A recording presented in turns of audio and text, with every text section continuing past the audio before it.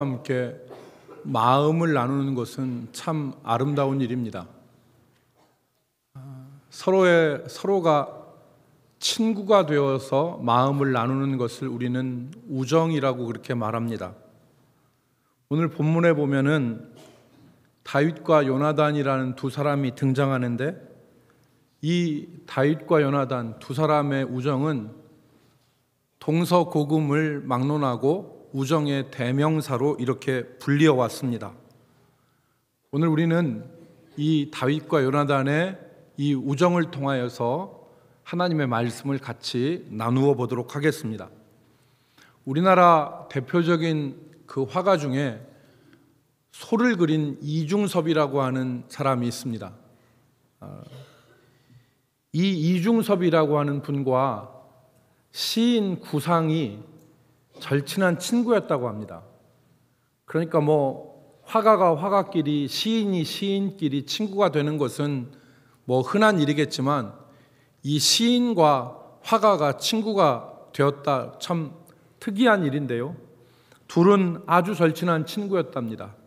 그런데 어느 날 건강이 좋지 않았던 이 구상 시인이 폐결핵으로 폐를 절개해야 됐다고 합니다. 큰 수술이었는데 병원에서 이 수술을 받는데, 많은 사람들이, 구상을 아끼는 많은 사람들이 병원으로 찾아와서 문병을 했습니다. 그리고 왔다 갔는데 절친한 친구인 이중섭이 오질 않는 거예요. 그래서 친구가 내심 기다렸습니다. 친구가 오겠지. 그렇게 기다려도 안 와. 그러니까 섭섭한 마음이 들고 서운한 마음이 들었습니다. 그런 차에 한참을 있다가 이중섭이 친구가 구상 병원으로 문병을 왔습니다.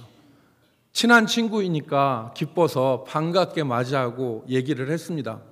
그래서 이 구상 시인이 속마음을 털어놨어요. 뭐라고 얘기를 했냐면, 여보게 친구, 왜 이렇게 늦게 왔나? 나는 자네가 어느 누구보다도 빨리 달려와서 내 문병을 해줄 줄 알았는데 자네가 왜 이렇게 늦게 왔어? 그렇게 속 얘기를 했어요. 이런 얘기 잘 안 할 수 있지만 그래도 친한 친구니까 했나 봐요. 그랬더니 이 이중섭이가 하는 말이 뭐라고 하냐면, 친구 미안하네. 내가 얼른 오고 싶었지만 빈손으로 올 수 있어야지. 그러면서 가지고 온 꾸러미를 하나 이렇게 건네줬어요. 그림이었습니다. 근데 그 그림이 무슨 그림이었냐면 천도복숭아라는 그림이에요. 여러분 보신 분도 있겠지만 대부분 안 보셨을 텐데, 제가 그 그림을 이 앞에 띄우려다가 안 띄웠습니다. 집에 가서 보시라고. 천도복숭아가 어떤 그림이냐면요, 이런 그림이에요. 천도복숭아가 가운데 이렇게 있어요. 그리고 어린애들 두 명이서 이렇게 모양으로 이렇게 있는데, 그 풀섭 사이에 어린애 고추가 보여요. 그러니까 너와 나는 이런 중마고우인데, 이중섭이 하는 말이, 친구야, 예로부터 어른들이 천도복숭아를 먹으면 무병장수한다고 하셨는데, 친구도 이 복숭아를 먹고 얼른 자리에서 일어나길 바래. 이렇게 그림을 전달했어요. 그 그림을 받고 구상 시인이 말을 하지 못했습니다. 왜냐하면 과일 하나를 사들고 올 수가 없어서 그림을 그려온 친구의 그 가난함과 친구의 그 마음이 너무 자신의 마음을 안타깝게 했어요. 그래서 말을 하지 못했습니다. 이중섭은 1916년에 태어나서 1956년에 생을 마쳤습니다. 40세로 생을 마쳤는데 제주도에서 잠깐 살기도 하고 또 이쪽 남쪽 바다 곁에 살기도 했습니다. 제주도에 가면 이중섭 박물관이 있습니다. 거기 가면 이중섭이 그린 소도 있어요. 저도 한 4, 5년 전에 가족들과 함께 제주도 갔을 때 이중섭 박물관 한번 들렸는데, 이중섭이 그린 그림이 있어요. 돈이 없으니까 담배 은박지에다가 그린 그림도 있고요. 이중섭의 그림이 있어요. 그런데 구상 시인은 1919년에 태어나서 2004년까지 85세를 살았습니다. 그런데 죽을 날까지, 친구는 1956년에 죽었지만 친구가 그려준 그 천도복숭아를 자기의 서재에 평생토록 걸어놓고 그 그림을 보면서 살았다고 합니다. 독일의 유명한 작가 헤르만 헤세는 사람의 영혼을 순결하게 하고 성장시키기 위해서는 우정이 필요하다는 말을 했습니다. 사람의 영혼을 순결하게 하고 성장시키는 데는 우정이 필요하다. 오늘 본문의 말씀은 다윗과 요나단의 우정에 대해서 말씀을 합니다. 우리가 이 우정에 대해서 같이 살펴보겠는데, 첫 번째로 저들의 우정은 순수하고 아름다운 것이었다. 특별히 저들의 우정은 신분을 뛰어넘는 우정과 사랑이었다는 것을 우리가 기억할 필요가 있습니다. 신분을 뛰어넘는. 요나단과 다윗이 처음 만났을 때 성경에는 그것을 사무엘상 18장 1절부터 기록을 하는데요. 그때 요나단은 왕의 아들이었고 다윗은 양을 치던 목동이었습니다. 요나단은 사울의 아들로서 또 용사로서 백성들에게, 국민들에게 이미 알려진 존귀한 신분이었고, 다윗은 이제 막 양치는 데서 올라와서 골리앗과 전쟁을 마친 앳된 시골 청년이었습니다. 둘이 신분으로 보자면 가까워지기 어려운 상황이었습니다. 그런데 18장 1절 말씀에 보면 요나단의 마음이 다윗의 마음과 하나가 되었다 그랬습니다. 그리고 18장 3절과 4절에 보니까 요나단이 다윗을 자기 생명과 같이 사랑하여 더불어 언약을 맺었다 그랬습니다. 그리고 4절 말씀을 우리가 주의해서 볼 필요가 있는데요. 4절 말씀에 보면 요나단이 자기의 겉옷을 벗고 자기의 군복을 벗어서 이 다윗에게 주고 자기의 칼과 활과 띠를 다윗에게 그렇게 주었다 했습니다. 여러분, 이 시대가 어떤 시대인지 아시죠? 사무엘상 13장 22절 말씀에 보면 이스라엘 백성 가운데 칼과 창이 있는 사람은 사울과 요나단 뿐이었다 그랬습니다. 이 얘기는 무슨 얘기입니까? 당시는 청동기에서 철기로 넘어가는 시대였는데 이스라엘 백성들에게는 철기 무기가 없었어요. 그래서 쇠로 된 칼과 창은 사울 왕과 그 아들 요나단밖에 없었습니다. 이스라엘 백성들이 농사를 위해서 낫과 곡괭이 같은 이 연장을 벼리기 위해서는 블레셋 사람들에게로 내려가서 거기서 갈아왔어요. 그러니까 이스라엘 백성들 가운데 칼과 창을 가진 사람은 사울과 요나단인데, 요나단이 자기 칼과 자기 활과 자기 띠와 자기 겉옷과 자기 군복을 벗어서 다윗에게 주었다는 말입니다. 이 말이 무엇입니까? 다윗을 정말 생명같이 사랑했다는 거죠. 신분을 뛰어넘어서 다윗을 사랑한 것입니다. 여러분, 오늘 우리가 살고 있는 시대는 평등 시대입니다. 헌법에 국민의 평등이 보장되어 있고 평등을 외치는 시대입니다.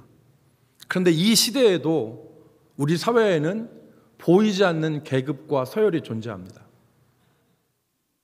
사람들의 계급, 보이지 않는 계급, 사람들의 보이지 않는 서열이 존재하죠.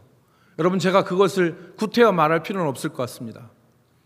그런 계급과 서열이 존재하는 오늘날에도 심각하게 존재하는데, 이때 당시에는 대놓은 왕정이었습니다. 신분사회였습니다. 그런데 다윗과 이 요나단이 친구가 될 수 있다는 것은 어려운 일이었죠.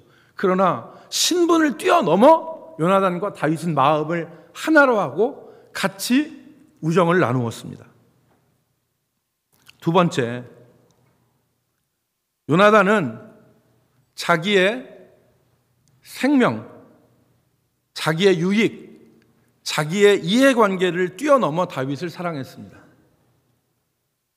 여러분, 작은 이익이나 이해관계에도 깨질 수 있는 것이 우정입니다. 사람들이 서로 친구라고 하면서도 작은 이익, 요구하는 거 하나 가지고도 우정이 깨져요. 그런 걸 우리가 자주 볼 수 있지 않습니까? 그러나 다윗과 요나단의 우정은 그것을 뛰어넘는 우정이었습니다. 이해나 이익관계의 관점에서 보면 다윗과 요나단은 친구가 될 수 없었어요. 정치적 관점에서 보면 다윗은 요나단에게 있어서는 제거해야 될 위험 요소였습니다.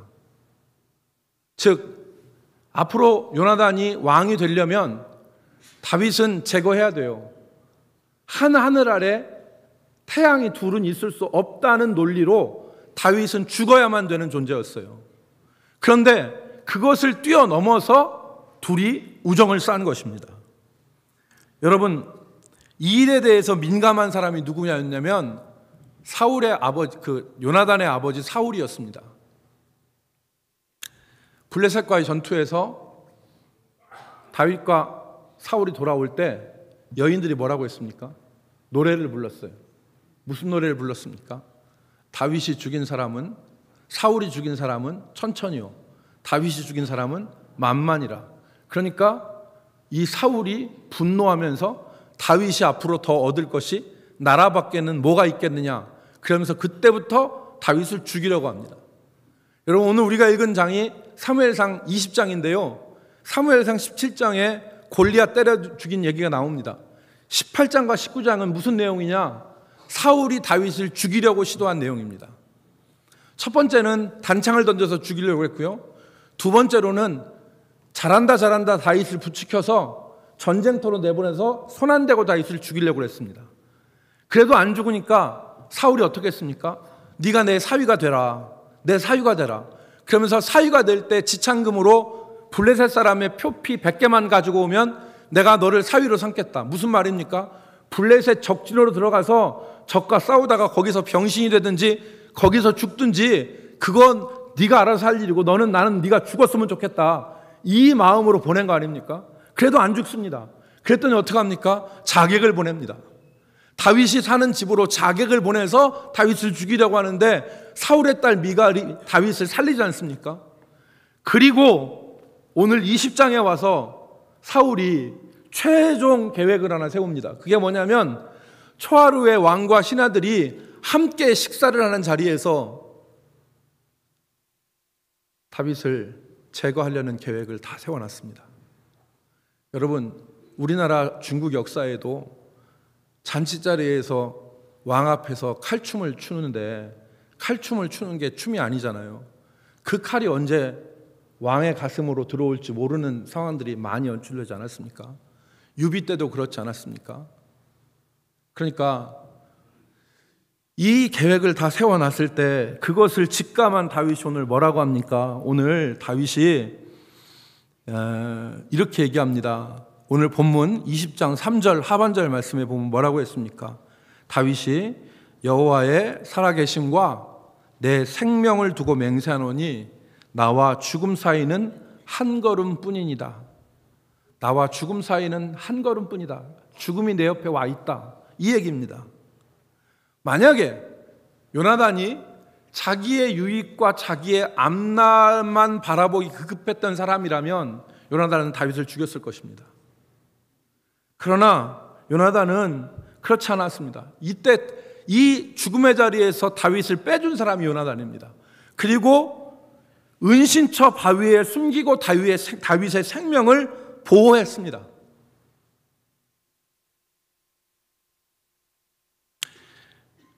여러분, 이 요나단이 다윗을 살려주니까 20장 30절에서 아버지 사울이 요나단한테 욕을 하지 않습니까? 뭐라고 합니까? 듣기 심한 욕을 했습니다. 무슨 욕을 했습니까? 이 패역무도한 계집의 소생아. 자기 아들을 향하여서 이 패역무도한 계집의 소생아, 그렇게 얘기하고 31절에 보니까 이새의 아들이 땅에 사는 동안 너와 내 나라가 든든히 서지 못하리라. 그런즉 이제 사람을 보내어 그를 내게로 끌어오라. 그는 죽어야 할 자니라 한지라. 요나단은 다윗을 죽이지 않습니다. 그리고 다윗을 숨기고 다윗이 숨어있는 바위로 가서 그를 끌어안습니다. 그리고 서로 울면서 이별합니다. 도망가라는 거죠. 도망가. 다윗이 이때 가면서 이 요나단에게 절을 3번 합니다.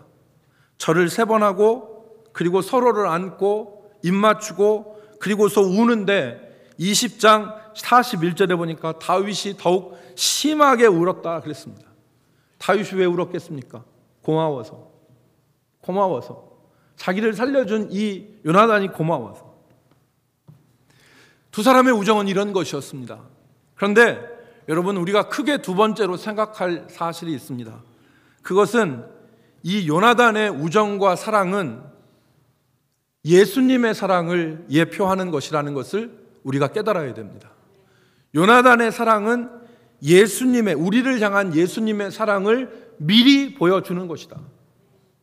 신약에 나타난 예수님의 사랑을 구약에서 우리는 미리 볼 수 있는데, 그것이 바로 요나단이 다윗을 사랑한 그 사랑과 우정이 바로 예수님의 사랑의 예표라는 것입니다.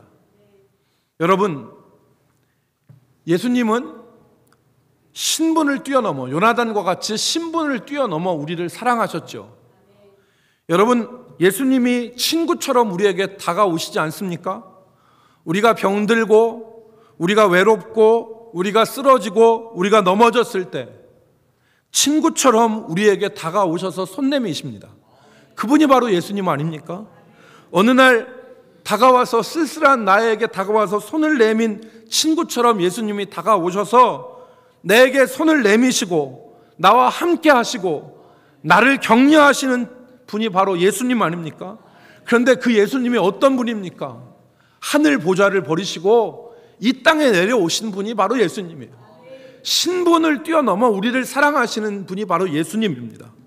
그래서 빌립보서 2장 6절 이하의 말씀을 보면 바울 사도가 얘기하지 않습니까? 예수님의 이 우정과 사랑을, 그는 근본 하나님의 본체시나 하나님과 동등됨을 것을 취할 것으로 여기지 아니하시고 오히려 자기를 비워 종의 형체를 가지사 사람들과 같이 되셨고 사람의 모양으로 나타나사 자기를 낮추시고 죽기까지 복종하셨으니 곧 십자가에 죽으심이라.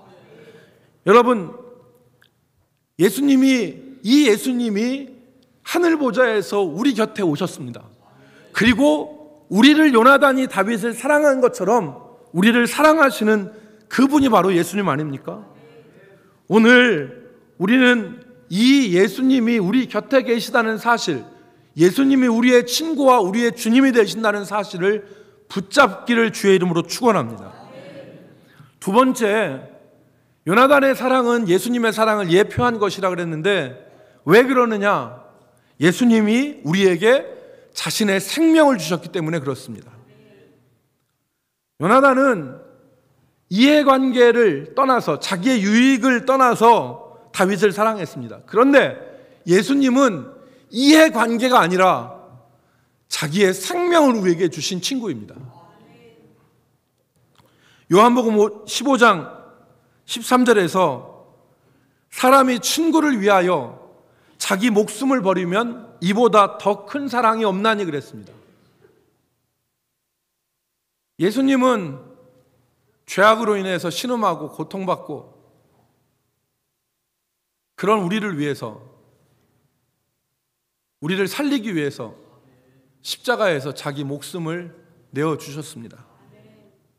이사야 선지자가 이 죽음의 목적을 분명하게 얘기했는데 이사야 53장 5절에 보면 그가 찔림은 우리의 허물 때문이요 그가 상함은 우리의 죄악 때문이라. 그가 징계를 받음으로 우리는 평화를 누리고 그가 채찍에 맞음으로 우리는 나음을 입었도다. 우리를 위한 생명을 내어주심이죠. 예수님의 사랑은 신분을 뛰어넘는 사랑, 자기 생명을 주신 사랑입니다. 세 번째, 예수님의 사랑은 변치 않는 사랑입니다. 시편 94편 14절에 여호와께서는 자기 백성을 버리지 아니하시며 자기의 소유를 외면하지 아니하시리로다 그랬습니다. 예수님의 사랑은 언약에 기초한 사랑입니다. 오늘 사무엘상 18장 3절에 보니까 다윗과 요나단이 언약을 맺었다 그랬습니다. 언약을. 여러분, 언약과 계약은 다릅니다. 언약과 계약은 약속이라 약속을 맺는다고 하는 공통점이 있지만 이 둘은 근본적으로 틀립니다. 왜 틀리냐? 계약은 엄밀하게 말해서 불신 관계의 기반 위에서 세워진 것이 계약입니다. 불신 관계에서.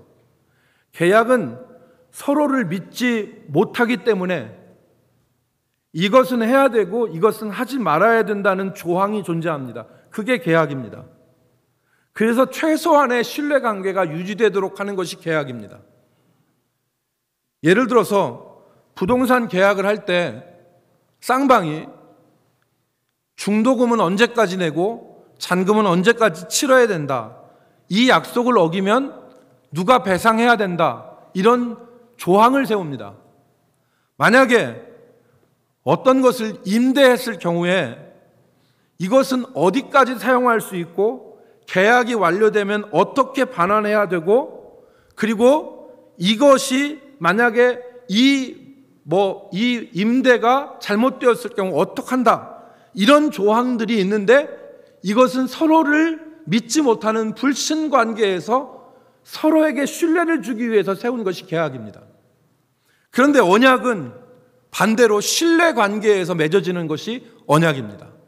신뢰 관계에서 상대방을 믿지 못해서가 아니라 믿고 신뢰하기 때문에 맺는 것이 언약입니다. 남녀가 사랑을 약속할 때 사랑의 계약이라고 하지 않고 사랑의 언약이라고 합니다. 왜 그렇습니까? 남녀가 서로 믿지 못해서 계약하는 게 아닙니다. 서로를 지극히 사랑하기 때문에 그 사랑 때문에 맺는 게 언약입니다. 내가 당신을 사랑하기 때문에 나는 어떠한 환경에서도 당신을 사랑할 것입니다. 나는 당신 말고 다른 사람을 사랑하지 않겠습니다. 나는 목숨을 다해서 당신을 사랑하겠습니다. 이게 바로 언약입니다. 이 언약 관계 속에 우리가 지금 있는 것입니다. 하나님과의 언약 관계 속에. 하나님, 내가 하나님을 선택할 테니 하나님은 내 뒤를 봐주셔. 이 계약 관계 속에서 우리가 있는 게 아닙니다. 하나님의 언약 아래 있는 것입니다. 하나님이 우리를 지극히 사랑하셔서 우리가 아무리 하나님의 속을 썩이고 아무리 하나님의 기대에 못 미치고 아무리 하나님의 이 원하는 방향대로 못 나간다 하더라도 하나님의 사랑은 변함이 없으시고 하나님은 신실함으로 우리를 대하시는 것입니다. 이게 하나님의 언약의 가운데 있는 사랑입니다. 여러분, 이 사랑 가운데 여러분이 있는 것을 믿으시기를 주의 이름으로 축복합니다. 요나단의 우정과 사랑은 신약에 있는 예수님의 사랑과 우정을 미리 보여주는 예표입니다. 오늘 우리가 예수님의 이 사랑 가운데, 언약적 사랑 가운데 살아가는 것입니다. 믿으시면 아멘 하십시오. 내가 그 안에 있다는 것을 믿으시기 바랍니다. 그렇다면 만약에 이것을 우리가 믿는다면 이 사랑 안에서 우리가 확신할 것이 있습니다. 그것이 바로 뭐냐면 많은 사람들이 하나님의 사랑, 예수님의 이 우정을 알지 못하고 이해하지 못해서 많은 사람들이 불안해하고 믿음의 유익을 누리지 못합니다. 오늘 우리가 가질 수 있는, 오늘 예수 안에 있는 사람, 세상의 위협과 세상의 위험 가운데 있다 하더라도 예수님의 사랑 안에 보호받고 생명을 유지하는 하나님의 사람들이 가져야 될 확신이 있습니다. 그게 바로 뭐냐면 내가 구원받았다고 하는 구원의 확신입니다.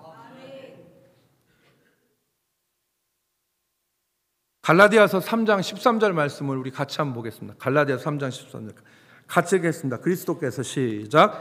그리스도께서 우리를 위하여 저주를 받은 바 되사 율법의 저주에서 우리를 속량하셨으니 기록된 바 나무에 달린 자마다 저주 아래 있는 자라 하였습니다. 아멘. 오늘 우리는 예수님과의 우정, 하나님의 사랑 안에 있는, 예수님의 사랑 안에 있는 저와 여러분은 확신해야 되는데, 그게 바로 뭐냐면 구원의 확신입니다. 예수님이 죄와 사망 가운데 그리고 저주 가운데서 날 구원하여 주시고 보호하여 주신다는 확신입니다. 다윗이 요나단의 우정 아래 있었기 때문에 사망의 권세에서 벗어날 수 있었는데, 이것은 무엇을 의미하느냐? 예수 안에 있는 사람은 사망과 저주 가운데서 벗어난다는 것을 보여주는 것입니다. 저주가 우리의 삶에 임하고 조상 때부터 우리가 저주 가운데 있고 내 사는 가운데 온갖 저주와 온갖 불행이 우리를 뒤덮는다 하더라도 그 가운데서 우리를 사랑하시는 친구 예수님으로 말미암아 우리는 그 저주와 죄와 사망에서 보호받을 수 있다는 것을, 건짐받았다는 것을 우리는 확신하며 나가야 됩니다. 더 이상 죄와 저주와 사망이 우리를 건드리지 못합니다.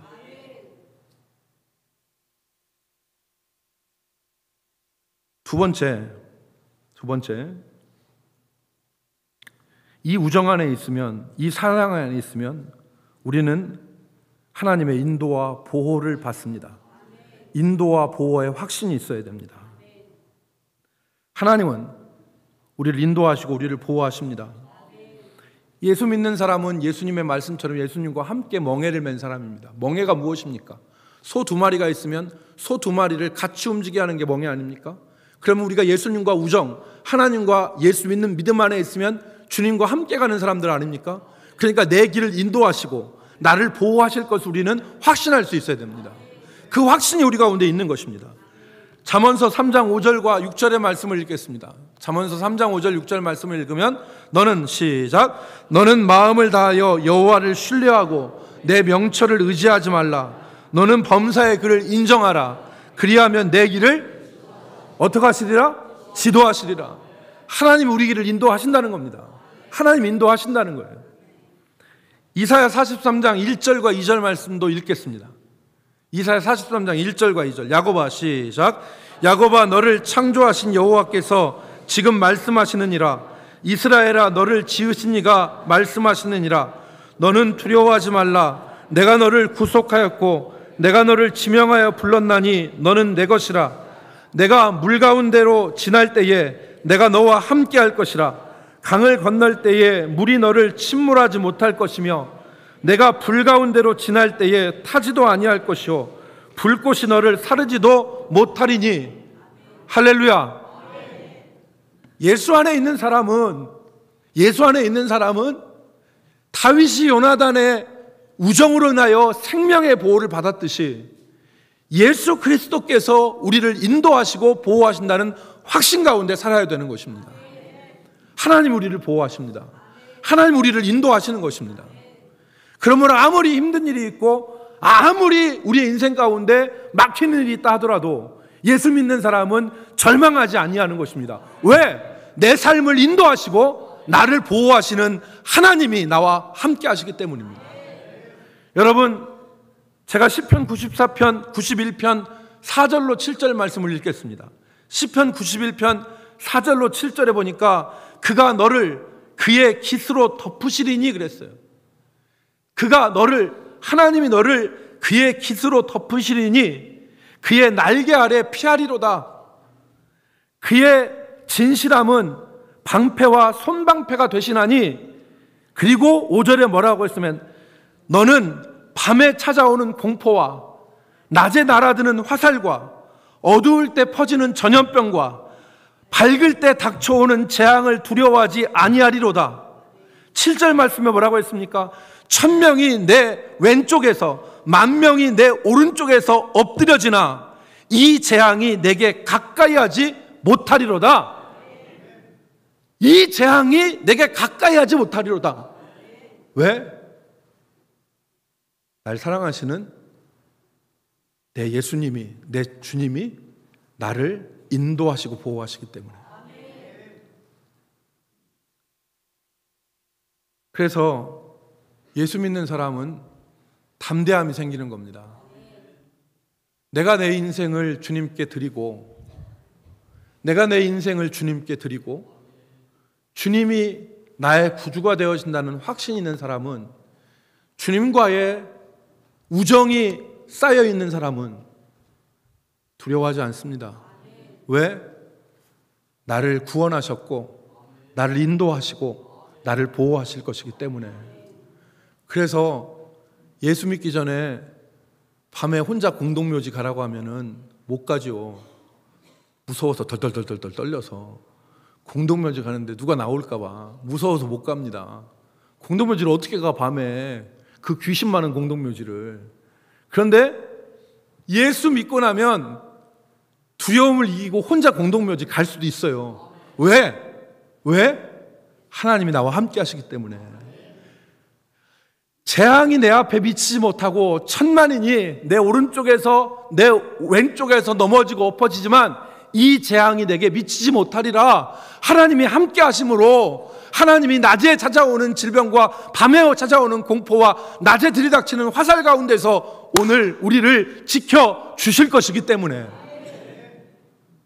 마지막 세 번째, 예수님과 우정 안에 있는 사람은 승리의 확신을 가질 수 있습니다.